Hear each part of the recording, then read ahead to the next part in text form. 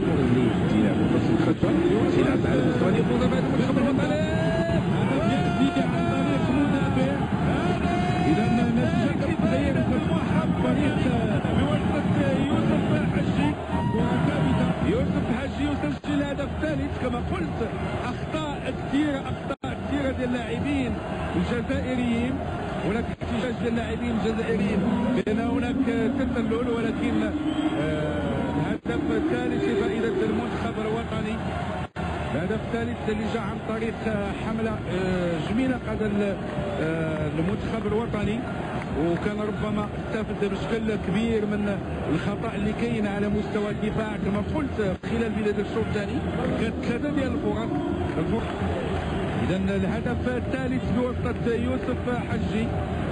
يوسف حجي اللي معروف عليه الاستفادة من مثل هذه الكرات. هذه فرصة لفائدة المنتخب الوطني. هذه فرصة هدف رابع لفائدة المنتخب الوطني. هدف رابع اعتذر الجمهور لأنه الهدف كان مفاجئ، لأنه وصلني يعني كمية كبيرة من الماء جانبي الزميل الدون وكذلك الزميل طلال على القناة الثانية، ولكن في الوقت اللي كنا مشغولين سجل هدف رابع.